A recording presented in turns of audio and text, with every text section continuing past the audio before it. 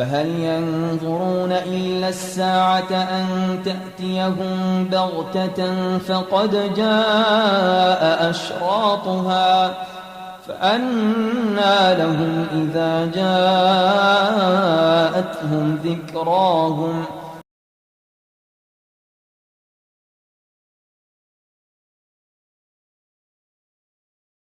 Di surat Muhammad ayat 18, fahal yanzuruna illa sa'ata an ta'tiyahum baghtatan faqad jaa'a asratuha fa anna lahum idza ja'atuhum dzikrahum.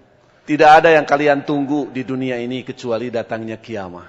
Dan kiamah itu tidak datang kecuali mendadak.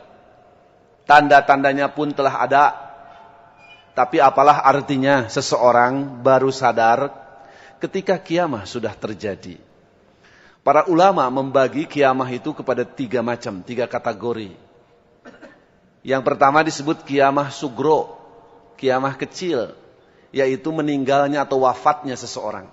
Di dalam hadis riwayat Ad-Dailami, Nabi mengatakan ketika ada seorang meninggal, qad qomat kiamatuhu, orang ini telah mengalami kiamah. Jadi kematian juga kiamah, kiamah kecil. Dan tanda-tandanya pun banyak. Rambut misalnya yang asalnya hitam kemudian berubah menjadi putih keabu-abuan. Gigi yang tanggal satu-satu sambil menyakiti. Kulit yang kemudian keriput, mata yang kemudian tadinya jelas menjadi semakin kabur. Demikian juga pendengaran, tenaga yang semakin lemah, stamina yang semakin menurun. Itu kata Imam Al-Ghazali di dalam kitabnya Mau'idhatul Mu'minin. Beliau mengatakan itu adalah Rasulul Maut. Utusan dari sang ajal sebagai pertanda kiamah kepada dirinya hampir tiba. Mestinya orang semakin tua itu semakin sadar karena banyak peringatan yang terjadi di dalam dirinya. Tapi dalam kenyataan kita menyaksikan banyak orang semakin tua bukan semakin baik, bukan semakin soleh, tetapi semakin semangat dalam maksiat dan durhaka kepada Allah. Yang kedua kiamah wusto, kiamah pertengahan. Ini adalah hancurnya sebuah rumah tangga atau sebuah negara. Dan ini juga tanda-tandanya banyak. Rasulullah mengatakan misalnya, apabila seorang ibu melahirkan tuannya, maka kiamah akan terjadi. Ini masuknya kiamah wusto, kiamah pertengahan, hancurnya sebuah keluarga.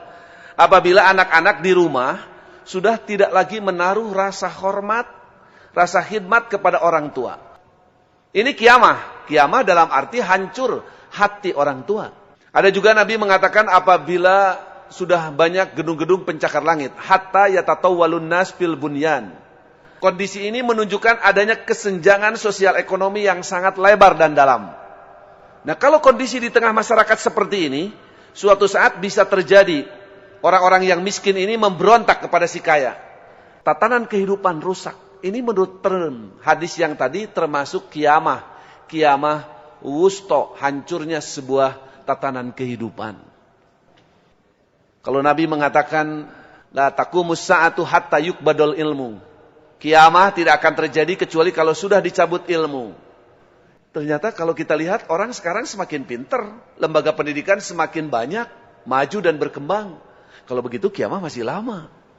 Karena orang bukan semakin bodoh, orang semakin pintar. Ternyata yang dimaksud dengan kiamah di sini bukan kiamah hancurnya alam semesta. Tapi yang disebut kiamah di sini adalah kiamah sebuah bangsa.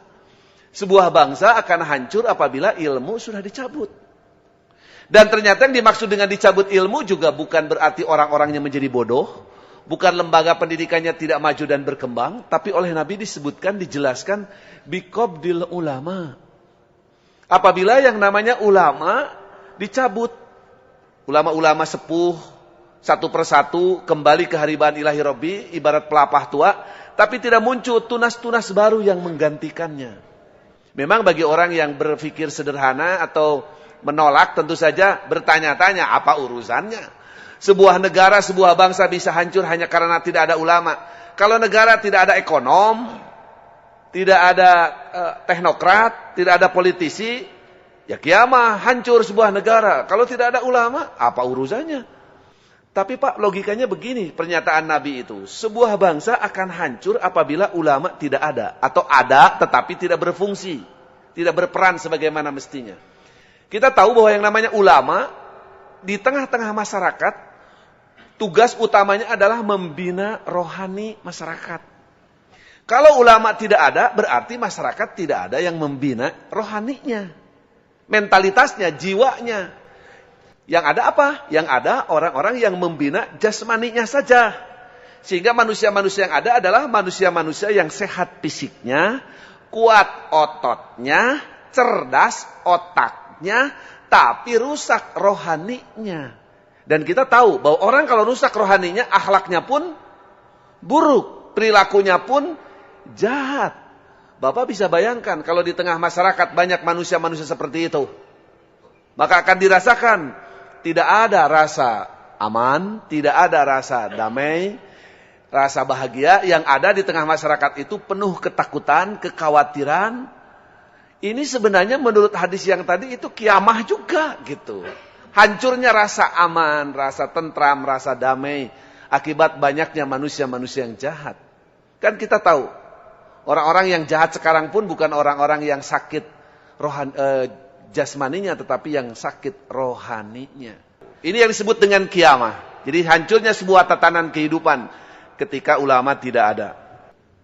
Dan yang ketiga yang disebut kiamah kubro, hancurnya alam semesta. Dan ini tidak datang kecuali mendadak. Tidak ada yang tahu kapan, tapi mudah-mudahan masih lama. Karena betapapun hidup kita di dunia ini susah, tapi betah. Kalau diumpamakan hari, kata Rasulullah, antara kita dengan kiamah itu, kalau diumpamakan hari, tinggal seperti antara asar dengan maghrib. Innama baqaukum fi masalah faqoblakum minal umam, kama baina sholatil asri ila ghurubi syamsi.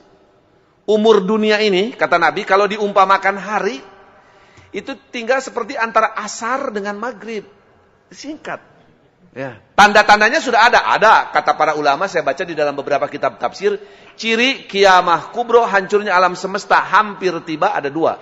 Satu, diutusnya Muhammad SAW sebagai Nabi dan Rasul terakhir.